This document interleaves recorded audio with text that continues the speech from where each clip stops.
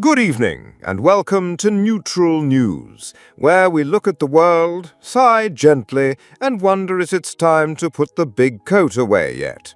Tonight, we have a Neutral News special report. We are tackling a subject of such national importance, such daily, hourly significance, that it eclipses all other trivial matters, like politics, economics, and the lingering dread of existence. We are, of course, talking about the weather. Neil, a profound and endlessly fascinating topic.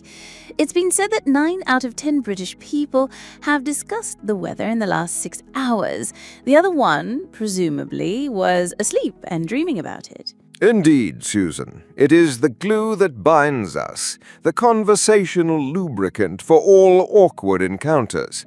But this national obsession seems to be rooted in a deep and abiding paradox.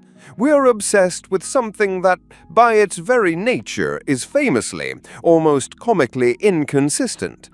Let's start with the predictions. Susan, we have meteorologists, we have supercomputers, we have satellites that can probably read a car number plate from space. And yet, can we ever, with any real certainty, plan a barbecue? It is a conundrum, Neil. The science is, we are told, incredibly advanced. The Met Office, for example, is a world-leading institution, yet the forecasts often seem less like scientific prediction and more like a series of vague, non-committal suggestions. The public has noted a tendency towards what some are calling defensive forecasting. A 20% chance of a light shower is presented with the same gravity as an inbound asteroid. It's as if they're terrified of someone getting unexpectedly damp on their watch. It's patronising, isn't it? Do be careful. There's a spot of weather on the way. We're British. We were born in a spot of weather. The language used is a masterclass in hedging one's bets.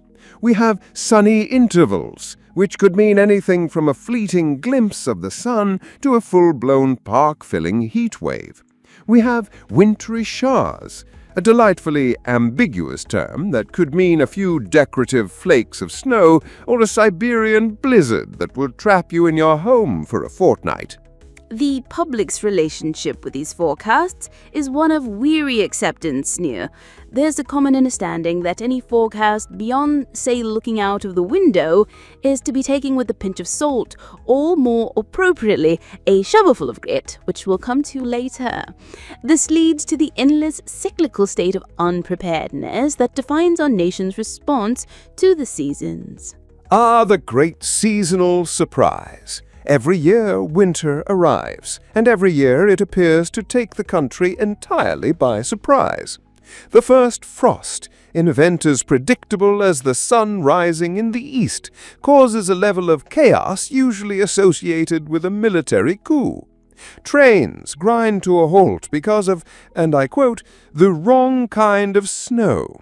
Are there different kinds? Is some snow perfectly acceptable to our rail network, while other more disruptive snow is simply not on?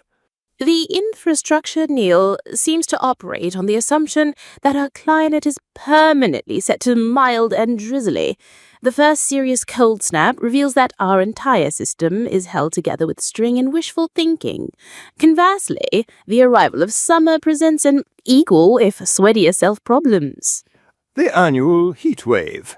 2, perhaps 3 days of temperatures climbing above 25 degrees Celsius. In other countries, this is known as Tuesday. In Britain, it is a national emergency. The headlines scream of a Spanish plume or a Saharan Scorch. Roads melt. People are advised not to travel. We are a nation that actively flies to hot countries for our holidays, yet when the heat comes to us, we react with the panicked confusion of a penguin in a sauna. It is a peculiar psychological flaw, Neil. We're unprepared for the cold, despite it happening every winter. We're unprepared for the heat, despite it happening every summer. And we are perpetually unprepared for the one constant in British life, the rain. The rain. Let's talk about the rain, Susan. Not just any rain. We have a lexicon for rain that is almost poetic in its misery. It's spitting, it's drizzling, it's chucking it down. My personal favorite is that fine rain that soaks you through. It sounds almost elegant, doesn't it? Like a bespoke yet thoroughly unwelcome tailoring service from the heavens. It's the default setting, Neil, the backdrop to our lives. And with it comes the litany of weather-related sayings. Nice weather for ducks, a phrase uttered with grim satisfaction, as if the entire waterfowl community has somehow conspired to ruin your picnic. And the puns, Susan, the endless soul-crushing puns. Every weather presenter is a frustrated comedian. A cold front brings with it a flurry of dad jokes. A sunny spill. It's going to be a bright one, they declare with a twinkle in their eye that suggests they believe they're the first person in history to have made the connection. This linguistic obsession, Neil, perhaps, is a coping mechanism. We can't control the weather. We certainly can't predict it with any accuracy. So we talk about it. We give it nicknames. We turn it into a national joke. It's a way of asserting some form of control over the uncontrollable. If we can laugh at the fact that it's blowing a gale out there, perhaps it feels a little less bleak. It's a national therapy session conducted in bus stops and post office queues across the land. A shared trauma expressed through the medium of cliches. Red sky at night, shepherd's delight. A lovely sentiment, but utterly useless when the forecast for tomorrow is, and I quote the Met Office directly, a chance of sunny spells, but with a risk of heavy showers, potentially thundery, and feeling cooler in the east. That covers almost every eventuality, Neil.